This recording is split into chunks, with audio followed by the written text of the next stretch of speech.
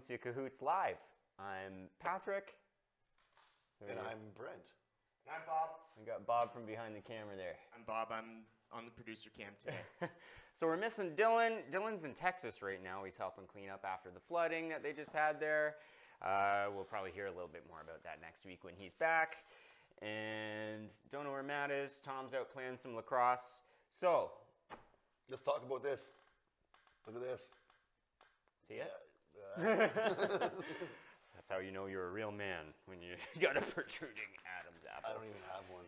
Okay, so our format today is a little bit loosey-goosey. We're kind of just talking about a bunch of different stuff, right? Don't look at me, yeah. Okay. Do you want me to kind of, I'll kind of kick it off. Do you know what I like to do? I always like to ask these sort of cerebral, hypothetical questions.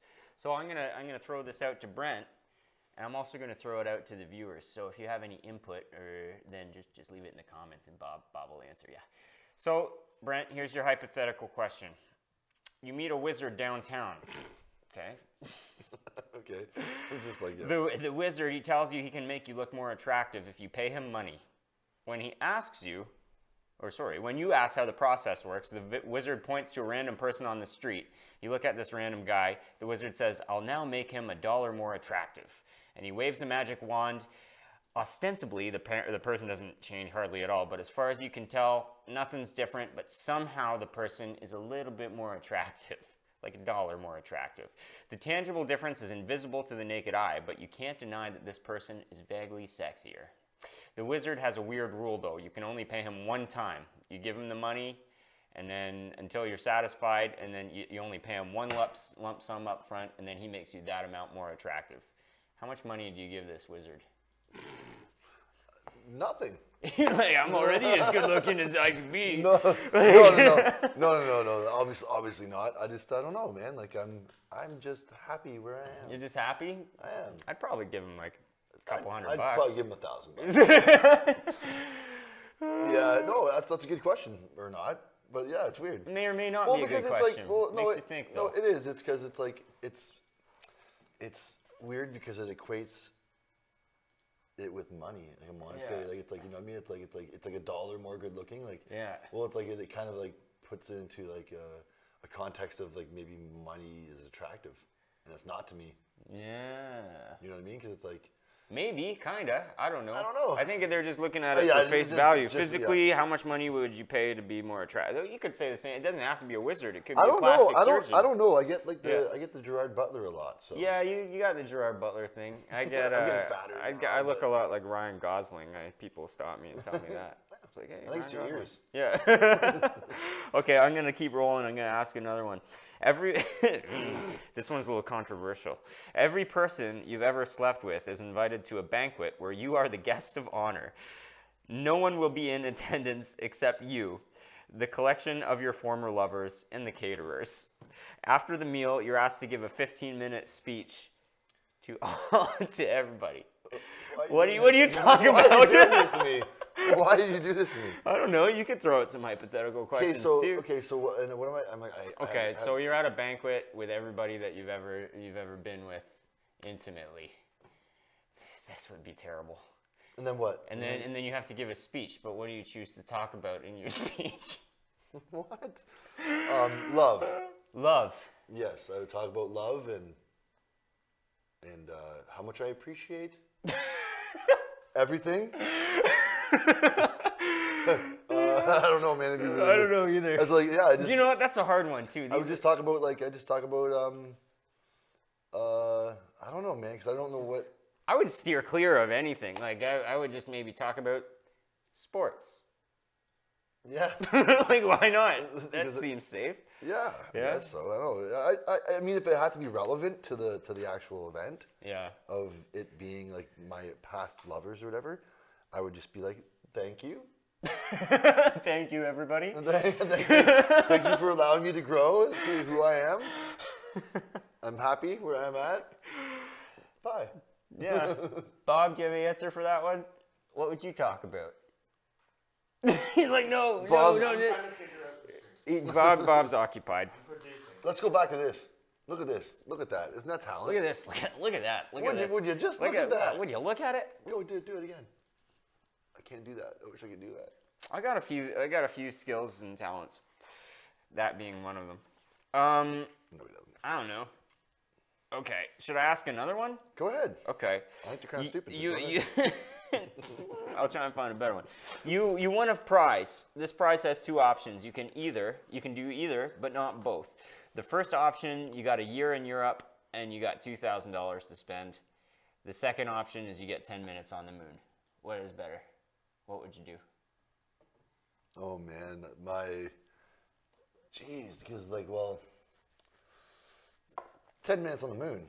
Probably, because nobody does 10 minutes on the moon. Like you can, that makes you automatically, Well, just because there's so much experience experience. Yeah, well, you don't want to go down that path with me and my beliefs. Yeah, But we could. we could. Oh, do- there we goes could a talk whole about whatever. webcast on conspiracy. But I just don't. I think there's a lot of mystery shrouded in the moon, shrouded with mystery. Yeah. Like the dark side of it, obviously. Like, you know what I mean, and just like what's up there. Yeah. You know what I mean? Is there a lander, a LEM lander there? Is there an American flag there? Is there? Yeah. You know what I mean? Like, were we ever there to begin with? Do they have a secret station up there? Are there aliens? Obama lived up there. Did Obama Yeah. live on the Oh, moon? I think Obama lived on Mars for a while. Did he? Yeah, he's that's a what I heard. Martian. Yeah. Wait, we're not supposed to get political. Not even joke. Oh yeah, sorry. You're not even joking. Obama lived on the moon. You think? No. I just mean there's a. I can actually show you videos of a guy who claims that he met Obama on Mars as a child, and he already knew that he was going to be president. But we're not going to talk about that. Okay. This Okay. is weird. I don't believe it really, but there was a time where I might have. Okay. I'm gonna ask another one. You have a brain tumor. Though there is no discomfort at the moment, this tumor will unquestionably kill you in 6 months. However, your life can be saved by an operation. The only downside is that you will have a brutal incision on your front lobe. After the surgery, you will be significantly less intelligent, but you will still be a fully functioning adult. But you will be less logical, and you'll have a terrible memory, and you have a little ability to understand difficult ideas. The surgery is in 2 weeks. This is pretty heavy, man. But how do you spend the next 14 days if you know that you're going to have that? Not the same person surgery? afterwards? Yeah. How do I spend the next 14 days? Yeah, like in preparation for the said surgery. Man, this is intense. This one's pretty heavy. They're all intense. They are. I was trying to find some lighthearted, silly ones, and then There aren't any. You've been. You're right. I picked some hard ones. No. It's cool. How would I spend the next 14 days? Yeah. Just appreciating my brain as it is, in the state it is. Maybe trying to prepare my loved ones for me not being the same, because I've actually had this. I was in a coma, and I came out of the coma, and I wasn't the same guy. I didn't know who my parents were. I didn't know how to read or write. Yeah. Or anything like that. So, like being able to prepare people for that change would be probably what I would do. Yeah. You know what I mean? Just like, hey guys, I love you guys. I'm not gonna be the same. Yeah. Because I never, you know what I mean? Like, we didn't know if I was gonna be. Yeah. If I was ever gonna be normal again. You know what I mean? Like So you had to completely relearn to read. How old were you? Well, I mean, like things started coming back to me. Yeah. It wasn't like I had to, like, you know what I mean? It was just like at first I just didn't know like anything. You know what I mean? Like I had to sleep every hour. I had to go crash. Like, you know what I mean? Like as my brain was rehealing and stuff like that from the injury, because I had like a brain injury. How old were you? I was 20, probably about 20. You're about 20? Yeah. That's nuts, dude. Yeah. And you couldn't walk or anything? You were just like... No, I could walk. I could do basic motor functions and stuff like that. Like I could move, I could walk around. This is like, I'll tell you the story about like when I first woke up. Yeah. So when I first woke up, I guess the doctors had noticed that I was going to be awake, you know what I mean, whatever, that the signals and the signs were there that I was going to be awake, so they called my family. Yeah. And I guess some of them were already there, but I've been in a coma for a month and a half or whatever, so it's like... So you like lost a month and a half? Like you I was strapped to a bed. That's nuts, dude. Because I didn't even realize I was that like crazy. Yeah. struggling the whole time with, I was like fighting a lot, I guess. And I was pulling on this catheter that I had on me. Yeah. Like, you know what I mean? And I was just yanking on this thing, I guess. And when I woke up, my friends and family were all in this room, And I just woke up, and it was just a room full of people that were super happy to see me, and I had no idea why, and I didn't know who they were. No way. And I got up, and I, for some reason, thought I'd remembered a toilet at the end of my bed. I don't know why. It was just like some made up memory I had, or just like an idea. So I got up because I hadn't, like, you know, like I had to take a leak. Yeah. So I got up and I went to go, and I took my gown up and I went to go pee at the end of the bed. And Like in front of everybody? In front of everybody. And there was no toilet there. Yeah. So then I was like, oh yeah, I have, and I just, in my head, I guess I remembered, oh yeah, pulling on this catheter for like a month. Yeah. And I was like, oh yeah, I got a catheter in. So I just kind of, I stood there and looked at everybody and just. Oh no, that'd be like the most embarrassing Just thing. pissed, but I didn't know. Yeah. So I just pissed this gown. And everybody's face is like, no. And it was funny because everybody was kind of, they were like really concerned. Yeah. Because they didn't know like if I was going to be the same. Like I was like, this guy is like toast, right? Yeah. You know? And my mom was pretty sad, but I was. So now do you like? But here we go. Okay, So I pissed myself, and I pissed this gown in entirety, like in front of like all my friends and family. And then I was like, oh, and I peeled this gown off me, and I threw it on the ground, and like someone's got to clean that up. And then my family knew. I was like, oh no, he's fine. That's him. and that's when they knew that I was gonna. He'll be okay. Like, he'll get back to his normal self. But yeah, I guess I would spend. Do you have like lapses of like there's like I don't remember anything like before that? Yeah, there are kind of things that I noticed, like it's really weird, and it's just so random and off, like there's no rhyme or reason to it, but like some things it's like I haven't really thought about that since then, so I haven't exercised my brain to like remember those parts. Like, I have to like start doing it again, and oh yeah, you know what I mean, kind of thing. It's like, some things like I can remember putting things together. One of the first things I put together was I kept on waking up in the morning, and I'd walk down the hallway, and like they'd all be brand new surroundings to me. I didn't know anything. Yeah. And I would just like, and then finally, after like weeks of doing that, and I would be like, why is like my younger sisters, why are they home? Yeah. And they're like, 'cause it's snow day. I'm like, oh. I'm like, do I have school? And they're like, no, Brent, you don't go to school. And I'm like, what do I do? And then and Mom's like, you have a job. And I'm like, whoa, what do I do? She's like, you're a sawyer. You work at a sawmill. And I'm like, wow, am I good at it? She's like, yeah, you're good at your job. You love your job. And I'm like, do I get to go back? Yeah. And she's like, yeah, you do. I'm like, when? So she's like, not for a while. You're kind of like just like a little kid kind of thing. Oh, totally like a little kid. So yeah, I guess if I had a chance, I would like just warn people that like I'm not gonna be the same and that I love them. Yeah. Crazy.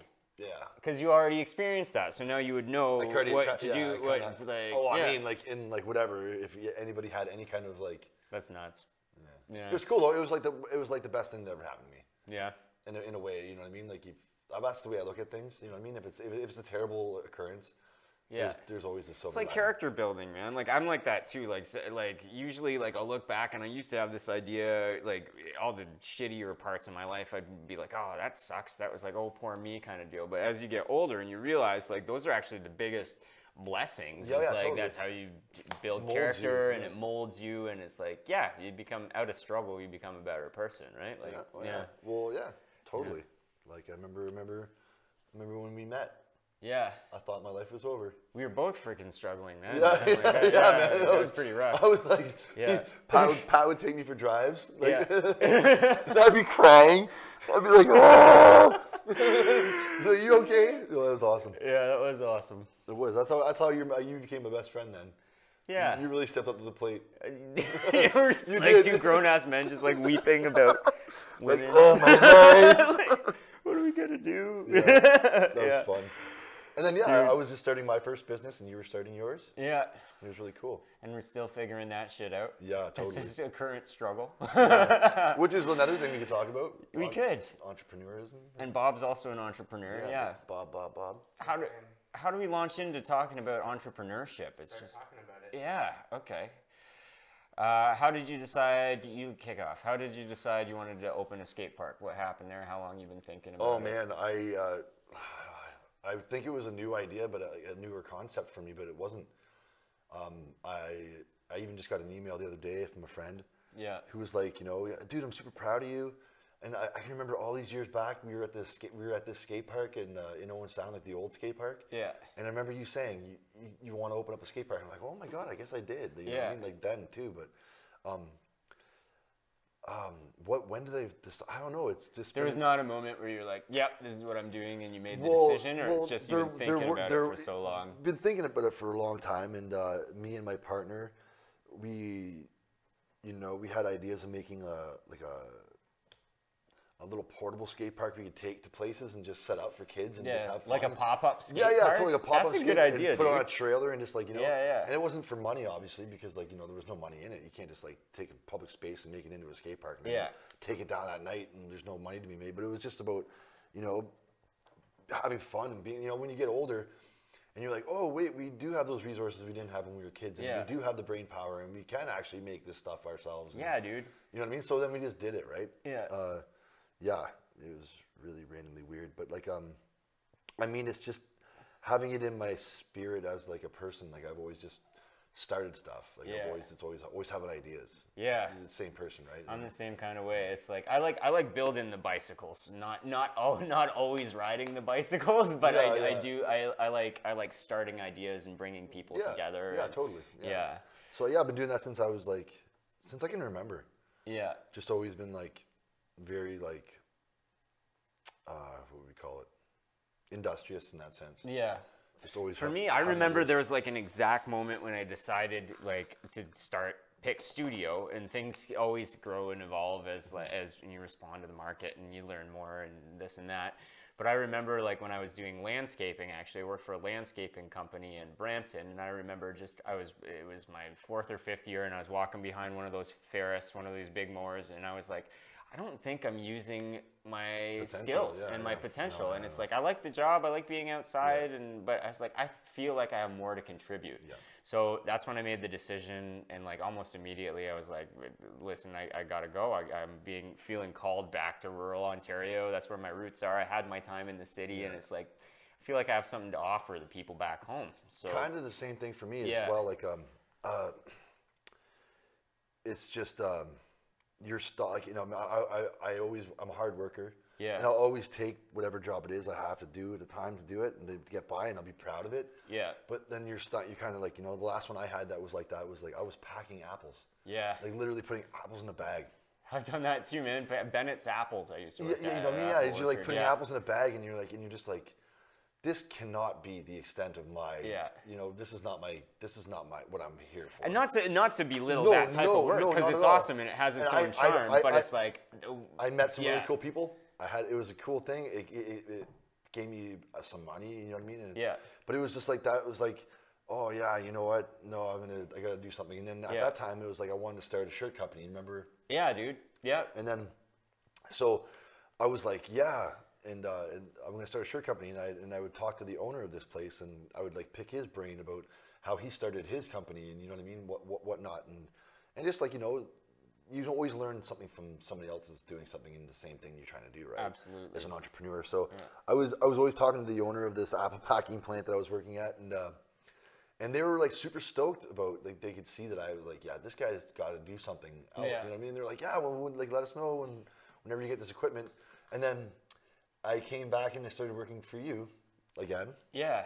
And then we were going to do that at the old studio. Yeah. And I was going to use that space, and then that fell through. Right. And then I was like, do you remember this? Yeah, I'm like, don't worry about it. I'm just going to start a skate park. Yeah. And they're just like, what? And that's funny, like the way that entrepreneurship works too, because you walk into it with an idea about how things are going to go, but it never goes the way that you think. So it's like you got to always be willing to pivot and change and respond to the market, right? You can't have tunnel vision at all. No. And like, because if you go into a situation being like, this is what I do, this is what I have to offer, and y'all better pay me, that's not going to work. Right? No. You have to go you can't even tell people what day it is. Like you have to, like, they have to tell you what's going to happen. But like, and like, what was I gonna say there? With my partner Brent, the other Brent. Yeah. We would just go through whiteboard sessions because we both knew we wanted to do something that was, different. So it was like after the whole, I was gonna buy that equipment to do the shirt printing and stuff like that, and that didn't happen. and all for good reasons, right? And so then Brent was like, "Oh, this guy's got something, and I want to get on it," right? So we'd sit there and me and him would go over ideas, and we'd just have whiteboard sessions and take pictures and erase them, and Yeah. And we were gonna start a record store in Port Elgin, and we were gonna call it B-Sides because Nice. they both named Brent. Right? Yeah. Oh yeah. It's dope. And that was one thing, but it was like, and then we're like, I don't think records, we're never gonna make $1, and it's not really fulfilling in the sense of like, you're not helping people, right? No. Like, And I don't know that market really exists anymore to the same extent. Records? Like, yeah. Well, yeah, I know they're coming back. They are coming but, back, like, and you know what I mean. And we were just, I don't know, when you have a dream, when you're a dreamer, yeah. it's like you just can't listen to reality. You know, you have to just kind of just go for that dream, right? So, but we were gonna do that. We were gonna start a painting company, which was another thing we were gonna do. But then we were like, then we gotta paint things. You know what I mean? Really, like logically, it was like we can make a lot of money. There's all these contracts, and we know how to get them. Yeah. But then we're like, but then we have to paint. Yeah. And I'm like, does that make us happy? And we're like, no. Never. Yeah, it's true. Man, yeah, and I find this with a lot of business owners is it's always about, it's like, how can you make money? How can you make money? And it's like that's just such an ass backwards way of looking at it. Yeah. Like your cash flow is nothing. I always see it as nothing more than a report card. Like if you're doing a good job and you're really adding value to your community by doing something that you're passionate about, then you will make money, and that's just a product of you contributing and doing what you love, right? Like doing a good service. So it's just money just tells you a report card. That should never be a reason to get into any business in any industry. I think that's like this. I think that's this. Well, okay, there's different schools of thought, like the way that you or I approach things. I think that's the way it should. That's the way we approach things. That's the way we live. Yeah.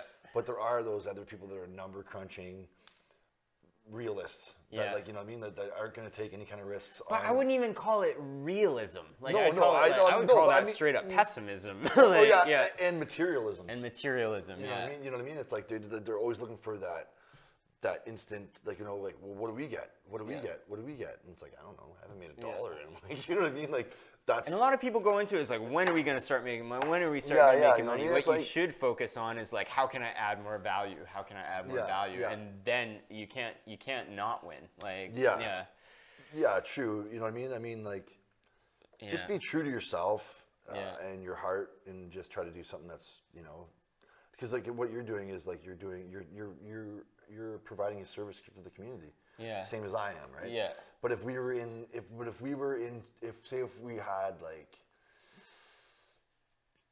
had like a textile company, what service are we providing for anybody other than providing fabric, right? So that you're not really affecting people's hearts and souls. Like for guys like you or I, we're doing something. We love the kids, man. You know what I mean? Yeah, I see it like half of what we do. I see more as like just mentorship, just trying to be good people and inspire, you know, younger, for the most part, our customers or kids. But see, that's where we get gratification from. Yeah. Right. So that's kind of like our payment. Yeah. A little bit. You know what I mean? Where it's like if we owned.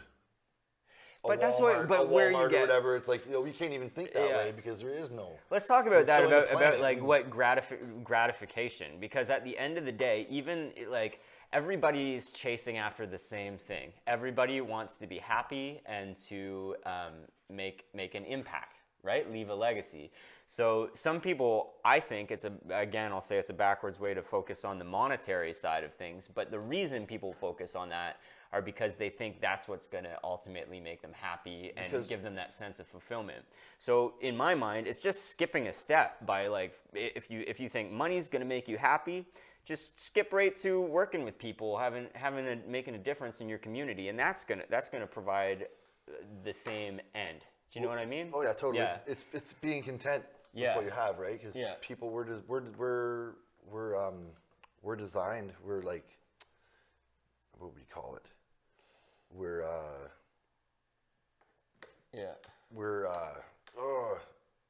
trying to think of the word. Yeah, no worries. Not really designed. Not designed, but we're put into, like, we're made to believe all these things. Yeah. I mean, we're engineered. Yeah. We're engineered. Well, that's the way our school system's even structured. It trains us to be worker bees. Yeah, right? Totally. Like do your job, Yeah. Be good enough at your job, but don't be smart enough to start asking questions about why you're doing your job. Yeah. You know what I mean? But just be smart enough just to do your job and repeat. You know, every day. You know what I mean? And that's what lather, rinse, repeat. We're engineered. Kind of thing, we're humans are engineered to be producers and consumers. Yeah, worker bees. That's right. But I think there's a shift happening, and I think you're seeing like a huge influx of sort of young entrepreneurs and millennials that are like, you know what? It doesn't have to be that way. You don't have to grind 9 to 5, Monday to Friday, doing something that you don't really like just because. Well, you don't need to just put in the time, right? There's more value in creating something, right? Oh yeah, totally. Yeah. I think there are some European countries that are kind of that are more on that kind of brink than we are. Like North America is still kind of. I mean, there is a shift. Like I believe that we're kind of waking up. You know, because there's a lot of we couldn't have had a conversation 20 years ago about shift, consciousness, all those other kind of things where people would look at you like, I can remember the looks people would give me, you know what I mean? Like if you talked about like, you know, a lot of different things, but you can talk about now. Yeah. Because people are becoming more aware and awake. That's true. Or maybe people were always talking about it, but now it's more visible because of like the internet. But I mean, just even my own personal experiences, like, you know what I mean? Like, like, you know what I mean? Like talking about like vibrations and energies and stuff like that. Like, you know what I mean? People would look at you like 20 years ago. I remember having those same thoughts. When I was in school, people would be like, what is this guy talking about? Who's this hippy dippy, flaky, fruity, you know? But it's not like that. Like, exactly, right? But now it's like, you know, you can talk to a larger percent of the people and they'll like go, yeah, I totally get this guy. Yeah. Whereas, you know, 10, 15, 20 years ago, I'm dating myself now. Yeah. How old are you? I'm super old. Super old. Yeah. Yeah. Bob, what about you, dude? What about you and like what made you? How old are you, Bob? Yeah. I guess I'm coming on. Yeah, you're coming on. Let's talk about how you started your business, why you started your business. Necessity. Yeah. I have skills and I want people to pay me to do shit. Yeah. See, that's the difference. See, that's the difference, right? Like, you know, it's kind of like he's got these set of skills. It's gonna make him some money. Because we all have to make money. We do. It is sort of like oxygen. Like it's like you need it to continue. But you don't want to You don't want to wake up in the morning and be like, where am I going to get oxygen? It's where's my things? Where's my stuff? Yeah, exactly. And that's to me, it's more about my schedule and like the fact that I help business owners. Like I really like the fact that I don't just make people websites. I like talk to them. I send them this really long questionnaire that I get everybody to fill out and make sure that what I build for them is going to do what they need it to do, not what they think they need it to do. Like I'm the expert. I've been doing this for years. I've built hundreds of websites. Yeah. But the difference between a good website and a bad website isn't picking the right font. Yeah. You know, it's making sure that it's usability. It's the objective. It's not even usability. It's literally, does it accomplish the objective? Because there are sites that are horrible, the ugliest websites on the planet. You're like, well, why wouldn't they update it? Because it works. You know, you look at it and you go, well, we have 200,000 people that come here every month. Yeah. Why would we change that on them? It's like, you know, everyone gets mad every time Facebook updates something. Yeah. You know, and you know, so it's like. But they only get mad for a second, and then they get used to it and move on with their life. But it's like a social experiment. But at the same time, Facebook isn't monetizing their user interface, right? If you're a company selling something on your website, and those people are used to clicking this link and buying this much stuff, you can crunch those numbers and go, is it really worth it to spend, you know, $40,000 on a new website? When people are just gonna get mad. That's it. We're clearing this much with our new clients or with our current clients. How many new clients would it take to be worth having to deal with all the new problems that are going to arise with our existing Really, that's an interesting way of looking at it, actually, because you'd think everybody would want to be as like up to date as possible, right? But that's the thing about industry. It's like there's still a lot of like agencies that are running Windows XP. Really? Okay. Like I still have to design for Internet Explorer 6 if I want like to do things properly. To get like if somebody in a government computer, you know, I'm not sure if they've upgraded, but at last I understood they were still on XP. So is your industry growing or shrinking? Is it competitive? Like well, again, like I'm less about the technology and more about the end goal, which is I'm really good at technology. Yeah. And I'm also super organized and I understand how business works. So I try and put all of that together to create packages that help my clients. First and foremost. Like if a website's not the answer, I'm not going to try and sell you a website. You know, Totally. So it's me, it's more about, you know, I have an excuse to read about all this stuff, learn about technology, and then use that to the benefit of my clients. Awesome, dude. Yeah. Okay. Wait. What time is it? It's 11:06. Do you know what? That was a half hour. Maybe that'll be our show. What do you guys think about that? Yeah, really good show. Okay, that's our show, everybody. Thanks for watching. Leave a comment, subscribe. And we got more videos coming out soon. Yeah. See you soon. Thanks for coming out. Cahoots Live. Also, we are sponsored by Pick Studio and Gem Web. And also, we are starting up a new relationship series. So any couples with interesting stories, please reach out to us. As well as any people that make really interesting things. We're starting a maker series, so please reach out to us if you have any cool projects on the go that you'd like featured. Dope. Cool. Thanks. Bye.